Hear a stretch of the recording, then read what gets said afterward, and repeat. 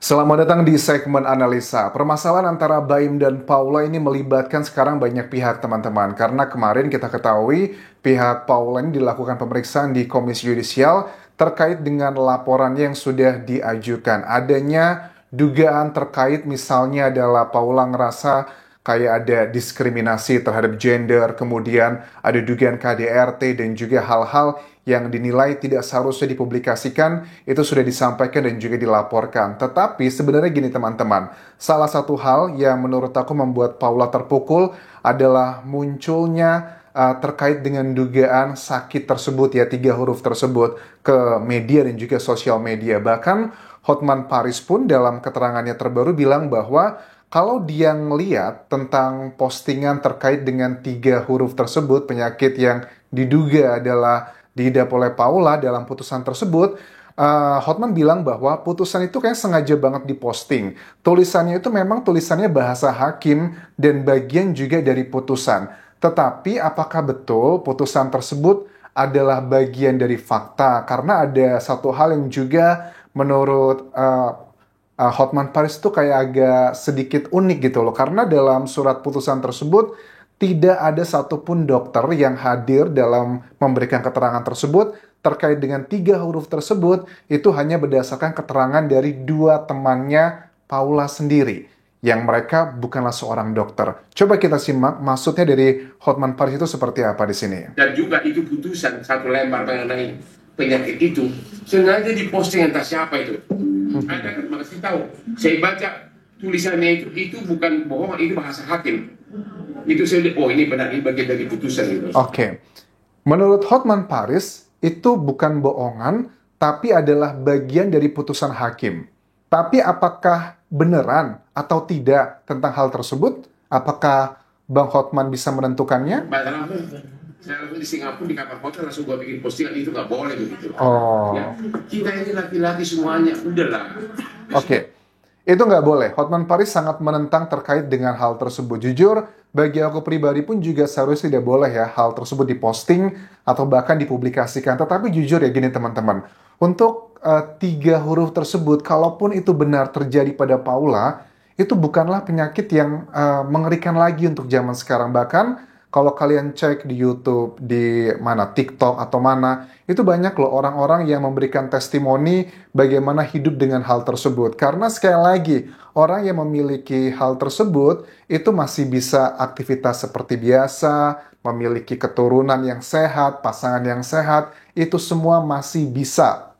Asalkan ditreatment dengan cara yang benar. Oke, kita tinggalkan terkait dengan isu itu dan kita lihat nanti apakah Paula akan sebenarnya simpel ya ngebantah semua itu, tinggal ditunjukin aja ini saya udah melakukan tes nih, buktinya negatif gitu. Kayak Baim kan juga waktu dia ke sebuah rumah sakit di Malaysia yang dia bilang ngebawa catatan kesehatan dia habis medical check up, saya nggak ada nih NPD, semuanya nggak ada penyakit apapun dalam tubuh saya. Paula juga bisa ngebalas dengan hal sedemikian rupa begitu. Cuman ini adalah salah satu hal yang menjadi teka-teki di masyarakat. Ada yang pro dan kontra. Bagi yang pro dengan Paula, ada banyak yang menduga bahwa apakah jangan-jangan rekaman-rekaman yang beredar dugaannya adalah suaranya Baim dan Paula yang mulai keributan, terus juga menjatuhkan talak, A, B, C, dan D, itu adalah settingan, dibuat kayak dimanipulasi dan dikondisikan. Ini adalah salah satu statement yang disampaikan dari mantan manajernya Baim Wong. Namanya adalah Kiki Astrida. Dia mengakui bahwa dia pernah memiliki masalah dengan Baim ya, backgroundnya. Dia bilang dia pernah menggugat Baim dengan one prestasi, dengan suatu komitmen adalah pekerjaan. Aku nggak tahu masalahnya apa, cuma sepertinya Kiki Astrida ini masih menyimpan kekecewaan. Karena kalau urusan pekerjaan kan pasti urusannya adalah duit gitu. Mungkin Baim menurut sudut pandangnya Kiki tidak melakukan kontrak yang sesuai, makanya merugikan A, B, C, dan D. Tapi itu adalah background kenapa dia dalam tanda kutip mengindikasikan bahwa dia meyakini sepertinya bahwa hal-hal yang terjadi pada Paula adalah manipulasi dan dikondisikan. Baim dinilai menurut Kiki Astrida ini bahwa dia ini jago untuk mengkondisikan semuanya kayak perempuan itu mau dilemahkan begitu. Misalnya logikanya gini kata dia, bagaimana mungkin pada saat dia mau menjatuhkan talak cerai itu direkam, terus Paula dikondisikan untuk mengatakan yang A, B, C, dan D. Dia bilang misalnya, Paula itu nggak mau diceraikan. Saya juga sama kan kalau sebagai seorang perempuan akan mengatakan apapun agar suaminya nggak marah dan sayangnya itu direkam begitu. Terus dia bilang kalau mau cerai, cerai aja, nggak usah menjelek-jelekan. Dan mental Paula menurut Kiki itu sedang dihajar habis-habisan. Mulai dari sakit 3 huruf tersebut dugaannya hingga dikatakan sebagai istri yang durhaka. Kalaupun itu benar menurut Kiki harusnya tidak perlu diungkap. Apakah betul itu adalah kondisi yang dikondisikan? Maksudnya seperti apa? Adakah bukti nyata bahwa Baim mengkondisikan semua itu? Atau justru yang pro dengan Baim mengatakan itu adalah kenaturalan Anjas karena dia mengetahui orang yang sedang dihadapinya, maka dia membutuhkan tidak sekedar kata-kata tapi bukti-bukti yang bisa menjadi penguat untuk membersihkan namanya yang juga banyak diserang oleh netizen di awal-awal kasus ini. Pecahnya rekaman suara perceraian yang dilakukan antara Baim ke Paula ini juga sesuatu yang saya kira aduh ini kok dikondisikan ya gitu loh. Ini sebuah manipulasi lagi nih gitu loh, tapi ini bentuknya beda di internal kepasangan. Mudah-mudahan saya tidak salah, saya berharap tidak salah apa yang saya perkirakan. Kalau memang saya salah berpendapat, saya minta maaf gitu. Oke, jadi itu adalah analisanya bahwa dugaannya itu dikondisikan. Ya, banyak sih yang komentar seperti itu kan ya di sosial media bilang bahwa Baim itu adalah seorang konten kreator, jago ngeprank, sutradara, aktor, dan sebagainya. Ya, bagi aku pribadi, dalam dunia hukum kita harus melihatnya alat bukti ya. Alat bukti kan ada 5 ya. Ada keterangan saksi, keterangan ahli, keterangan terdakwa, petunjuk, dan juga surat. Yang dikategorikan fakta, kalau dalam dunia hukum itu harus ada 2 alat bukti. Kecuali untuk dasar putusan, 1 alat bukti pun dengan keyakinan hakim itu sudah cukup. Ya, terus bagaimana dengan respon Baim dong terkait dengan isu ini? Kemarin aku lihat wawancaranya di salah satu tayangan Trans TV ya. Baim itu memberikan klarifikasi terkait dengan tuduhan-tuduhan tersebut. Karena kan ada dugaan bahwa siapa yang menyebarkan suara rekaman tersebut kalau itu benar adalah rekaman mereka. Baim sih mengatakan bahwa tidak benar rekaman tersebut saya yang menyebarkan. Tetapi dia tidak ngebantah atau mengklarifikasi dia yang ngerekam atau bukan. Tidak dipertanyakan hal tersebut. Cuma yang menurut Baim bilang bahwa saya pun sudah lama nahan-nahan itu rekamannya. Tapi malah keluar juga. Dan sebenarnya saya juga kasihan kenapa itu sampai keluar juga. Nggak tahu nih, apakah kalian percaya 100% ataukah ini adalah fakta yang sebenarnya Baim tidak mengetahui terkait dengan rekaman itu kenapa bisa beredar di media massa dan juga sosial media. Saya nggak melihat kalau semua itu alhamdulillah nggak ada campur tangan saya sama sekali. Saya bikin pun kenapa? Logikanya kalau misalkan saya mau benar dalam waktu pas persidangan saya keluarin aja supaya semuanya itu ke saya. Tapi alhamdulillah saya nggak ngelakuin karena saya mau nyelesain persidangan. Dan yang kedua, alhamdulillah tidak ada bayar-bayaran apapun itu. Jadi poin yang pertama disampaikan Baim, kalau dia mau menyebarkan rekaman yang dugaan suaranya mereka itu, Baim bilang katanya akan dikeluarkan pada saat persidangan. Tapi faktanya menurut dia di persidangan tidak dikeluarkan. Terus ada isu yang dibilang bahwa dia menyogok hakim, ngebayar-bayar, dibantah dengan tegas di sini. Ya walaupun kita lihat ya di postingannya Paula pun beberapa waktu lalu sempat nge-repost terkait dengan statementnya Pak Prabowo yang bilang bahwa hakim harus diberikan gaji yang layak agar tidak ada lagi sogok-sogokan. Dugaannya, nyindirnya ke arah sini juga kan? Hakim, segala semuanya, ya Allah, saya tuh sekarang tenang kenapa? Karena tidak ada satupun dari tangan saya.